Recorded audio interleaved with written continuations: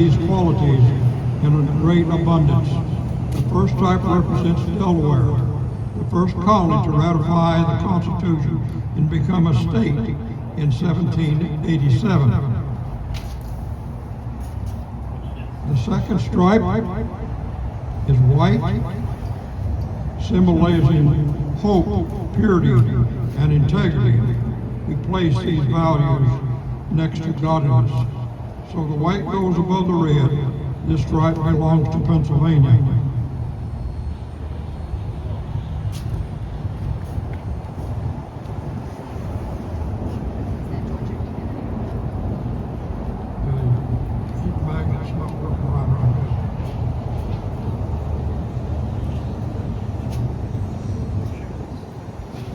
The third stripe goes in place. Remind you that the name Old Glory was first given to our flag by Captain William Driver of the Brigadier Charles Brigade in 1831. This stripe represents New Jersey, which was the third and last colony to ratify the Constitution in 1787. The following year, 1788, 8 colonies became states, starting with Georgia, which was the 4th colony to ratify the Constitution and ask for statehood. As her stripe was fit into our pattern, let me remind you that Old Glory was first carried by the Battle of Brandywine, September 11, 1777. The 5th stripe represents Connecticut. It took its place on January the 9th, 1788.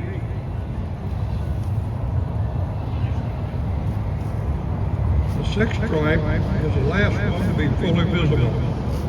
The remaining 7 have a part of their stripe covered by the blue field in the upper corner, which the stars will shine.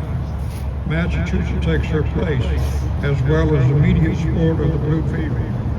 The blue union takes its color from the heavens and reminds us to be reverent to God, to our seek truth, fidelity, and justice in all of our actions. Now the 7th stripe is put into place.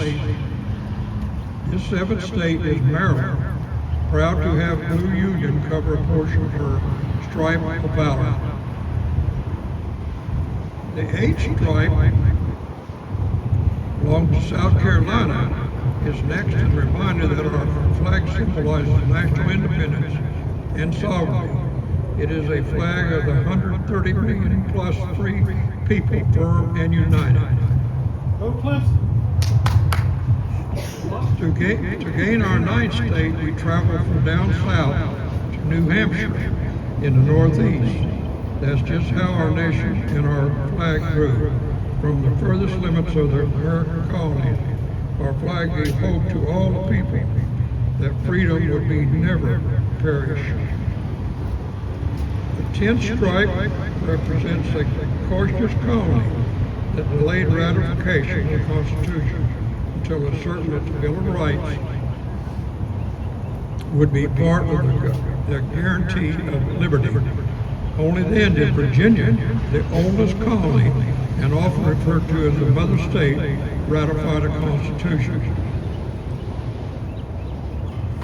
In July 1778, New York became the 11th state. She truly symbolizes hope, for it is there that most of our immigrant citizens first saw the shores of their new country as they entered New York Harbor and saw the Statue of Liberty, symbolizing hope for a new life.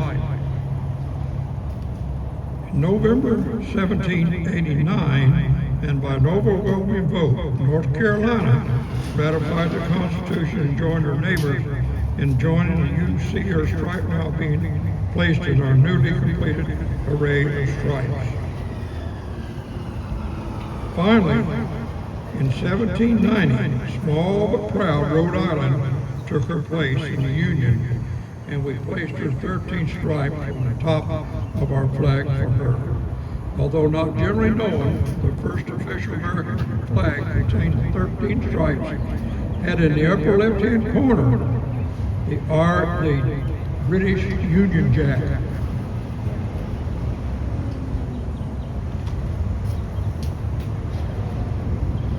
The canton with its crosses of St. George and St. Andrew indicated our relation with the mother country until the severance of those ties brought about the replacement with a white star in a blue field.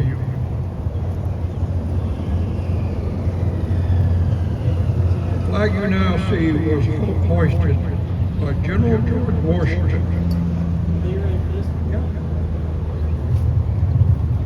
Was hoisted by General George Washington in January 1776 at Cambridge, Massachusetts, as the standard of the Continental Army, and was used by many occasions before June 14, 1777, when the Continental Congress convened at Philadelphia, entered into the Journals Congress one sentence with no introduction or explanation, resolved that the flag of the United States, 13 states be 13 stripes, all are red and white, and the Union be 13 stars in a field of blue, representing the new Constitution. This resolution left unanswered the question of proportions, dimensions, arrangement of stars, and the number of points of each star should have. These decisions were often left to the seamstress. Folklore has it that Betty Ross made the first Stars and Stripes in her Philadelphia home, and the choice of 5-pointed stars and this arrangement could have been hers.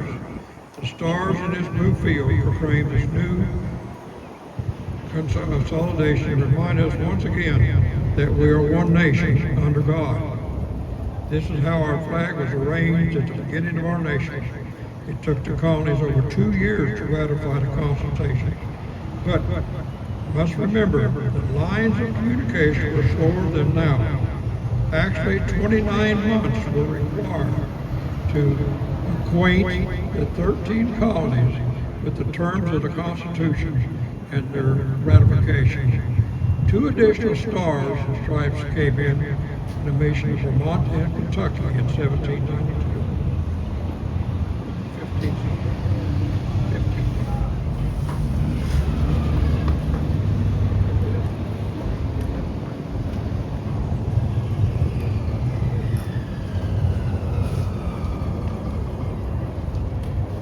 This flag figured many storied episodes. It inspired Francis Scott Key to write the Star-Spangled Banner.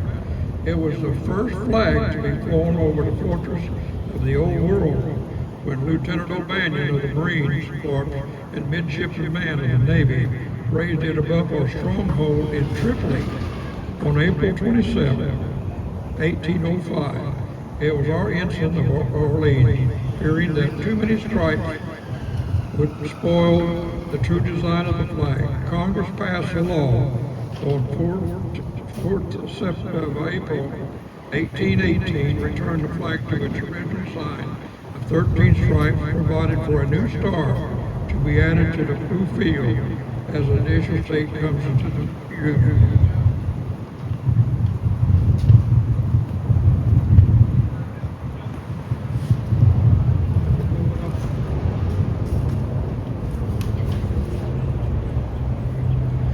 Now in a pattern that we are familiar with today, let us watch and listen to the roll call of the states as the stars are placed in the blue field in the order in which the states ratified the Constitution.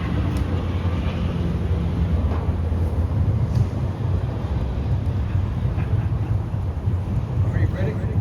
No.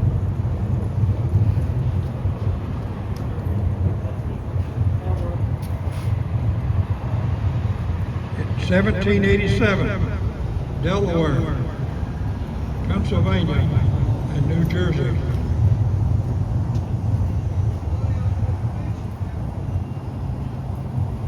1788, Georgia, Connecticut,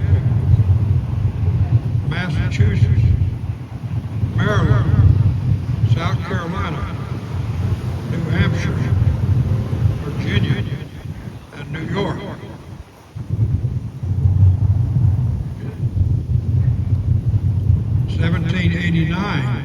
North Carolina.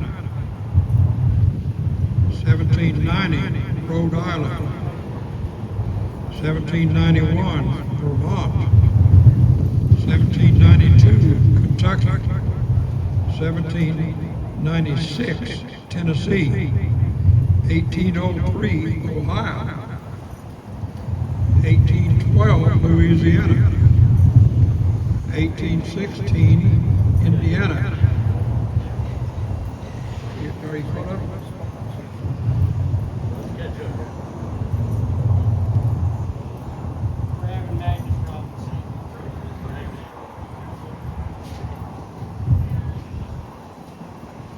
1817, Mississippi. 1818, Illinois. 1819, Alabama. 1820, Maine. 1821, Missouri. 1836, Arkansas. 1837, Michigan. 1845, Florida and Texas. 1846, Iowa. 1848, Wisconsin. 1850, California. 1858, Minnesota.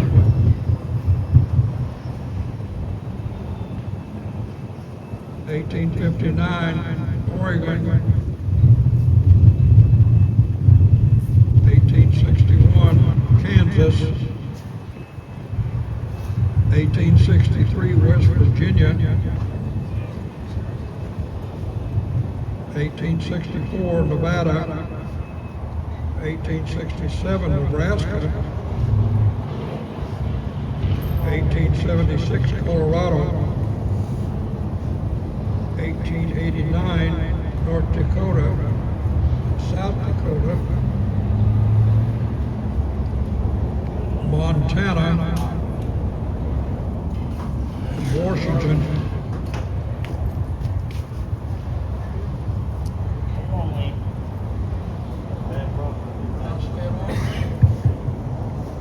Because it's a bubble. 1890, Idaho, That big bubble right there. and Wyoming. In 1896, Utah.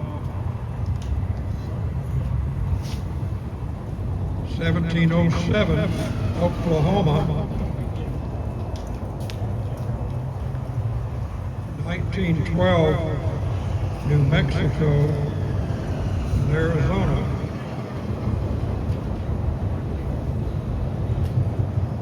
1859, Alaska and Hawaii. And here you see our flag in all its glory.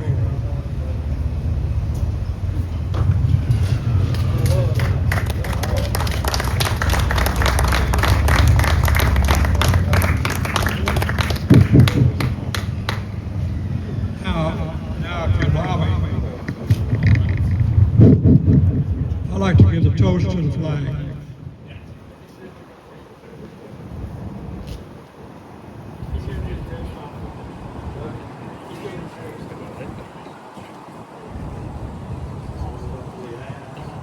Oh, flag, what can we say to you? You're so great in every fold, so late to mighty deeds of old. So calm, so straight, so true.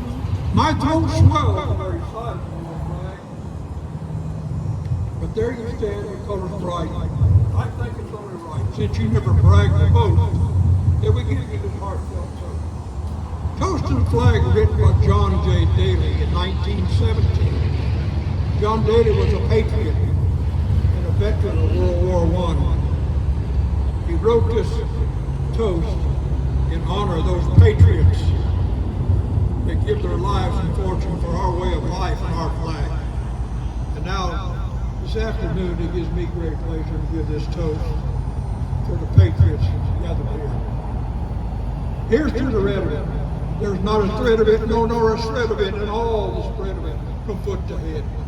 But heroes bled for it, face steel and lead for it, precious blood shed for it, bathed in red. Now here's your light of it. Thrilled by the sight of it, who knows the right of it, but feels the might of it through day and night.